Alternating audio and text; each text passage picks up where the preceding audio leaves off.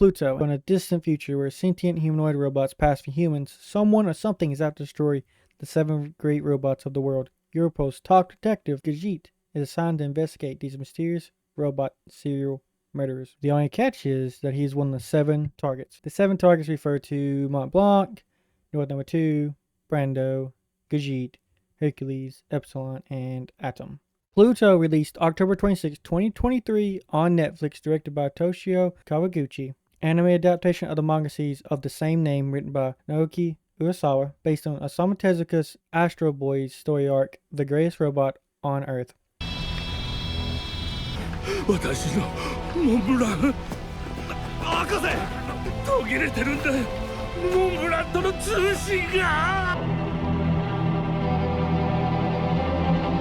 We should talk about this perfect opening to showcase the series. This is not a battle anime. It is a heart-wrenching sci-fi thriller and mystery that throws us into a world already in pain and filled with hatred, mirroring international policies, investigation into nature of the soul, and aspects of the human condition. But it starts off as a measure of mystery. Mont Blanc, a Swiss mountain robot, is like no other in the series. He will be someone that we as the audience don't get to know in a first-person account, but through other characters, through the world, and as we learn about him, I'll bring attention to it. The decision to not show a fight with Mont Blanc and Pluto is something intentionally done. Originally a minute long in the 1963 Astro Boy, then shortened to less than a minute in the 1980 Astro Boy, this fight has been shown before, but not in the manga and not here. Though this would have been something easy to draw an audience in. We cut to a dream sequence. Gijit awakens from the dream. This introduces the themes of the depths of the subconscious, the blurred lines between what is a human and what is a robot. If you're unfamiliar with this story, then you usually have no reason to think this is a robot, but hints are being made and some have already been shown. Gijit gets out of the bed, sees the news about Mont Blanc, but turns it off and has to cut breakfast short because he's called to investigate a crime scene. We know nothing about him, but he obviously has an earpiece or something. It's a hint. So right there, that's a big hint that he's not just a normal human.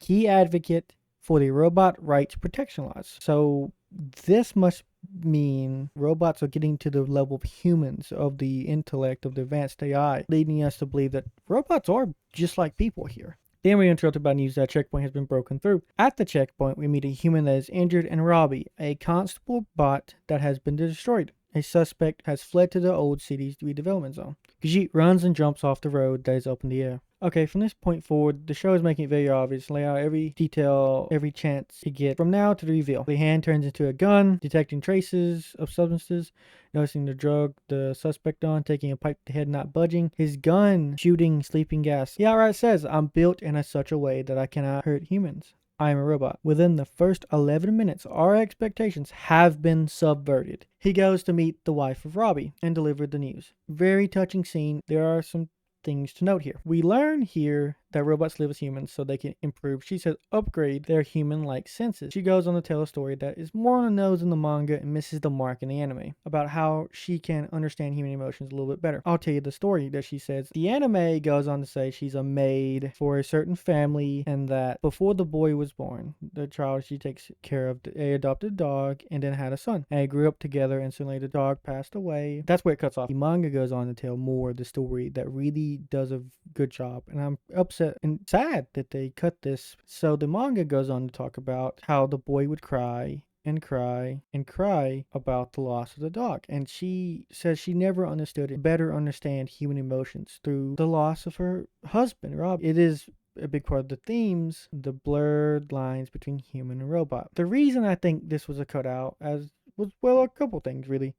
In the manga, it's heavily implied she's the maid of the family that we get introduced to later. They're really important, and I'll make sure to talk about it then. But in the anime, they decided to not include the maid with the family. Also, the other reason, because of Atom. In the next episode, they have a conversation. Adam talks about how he can almost experience the tea drinking, the aspect of being human, and it's a really good moment. And I think that's why they want to not allow or not have the maid say what she says in the manga, to better emphasize Atom saying it. So that's my guess. But to continue, Gajit outright asked if she would like her memories erased of her late husband Robbie, and she says not to. Big plot point being foreshadowed here. But raising questions like this that humans don't have to answer, would she be happier with the memories or not? This is talked about more and answered later in this episode. We cut back to investigation. They link Lank and Mont Blanc's deaths based on the horns, believing it to be not a human but a robot. We learn that a robot should not be able to harm or kill humans, Article 13 of the International Robot Laws. It'll be the first time since the incident 8 years ago that a robot kill a human. Foreshadowing. The big foreshadowing here, it stays focused on the investigator's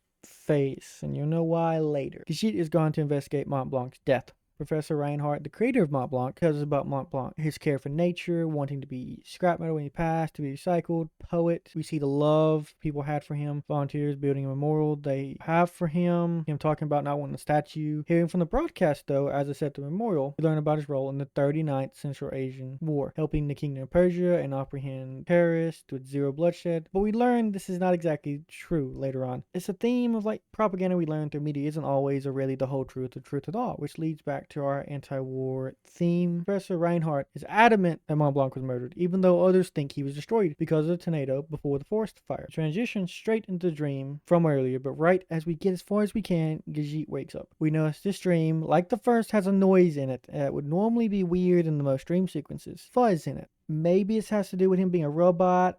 I believe that was the goal, to make us think his dreams are different because he's a robot. I think it actually leads into plot points important to the story later on. He wakes up in this machine done by Professor Hoffman, his creator. Hoffman explains that all mechanisms can be tired and that Gijit has been working on difficult cases. Hoffman goes on to talk about these cases like the media reporting that Mont Blanc self-destructed due to electromagnetic wave anomaly in his body. Something Hoffman himself believes to be a lie, and that someone as advanced as Mont Blanc would have no experience, no trouble with such a elementary problem, along with his opinions on Link.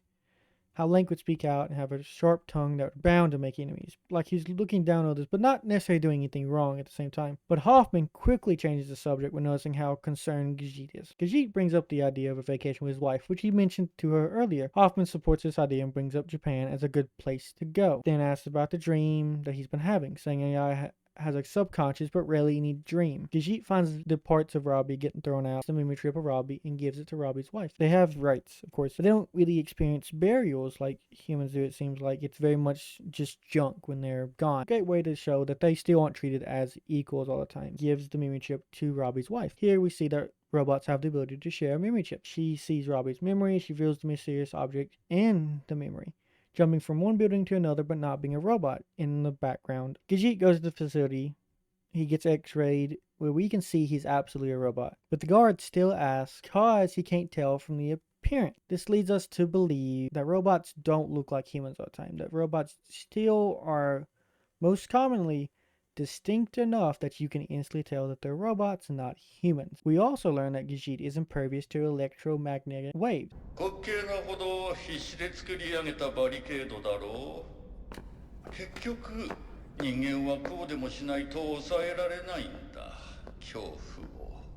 ブラウ1589 Be very advanced AI comparative to all other robots, but his appearance is not well. Even minus the spear in his chest, he still looks like a normal robot. He even states his identification system is more sensitive, trying to tell us Brow 1589 has become more advanced through his experiences to the point that in every interaction we see with someone else, he seems to always be one step ahead of them. Gijit has come to ask Brow questions. Brow explains that his AI was examining extensively, but there was never anything wrong, and humans could not understand that. That's why he's locked up. They are all too afraid to just pull out the spear lodged in his chest that would kill him. He offers to exchange memory chips with Gijit, but he only hands him pictures of the deaths of Link and Mont Blanc, asking about the horns. Brow says among the ancient gods of Europe, the god of death had horns. In the manga, he says in the ancient European mythology, the god of death had horns. I do not know if this was a translation mistake or an intentional change, but the anime way of saying it gives off an impression that the world is so detached from the memories or information of the past that it's just how we see it now. While the manga's saying does fit better with him going on to list other gods of death. English folklore, Hearn the Hunter, who takes the souls of warriors, also known as the Horn King. Greek mythology, Hades is the king of the underworld. Roman mythology, Lord of the underworld. Manga says dead. Pluto, who did this, will strike again. 7 total, including Gijit. I want to say thank you to all that watched, and drop a comment, let me know what you think, like and subscribe if you enjoyed the video, and until next time.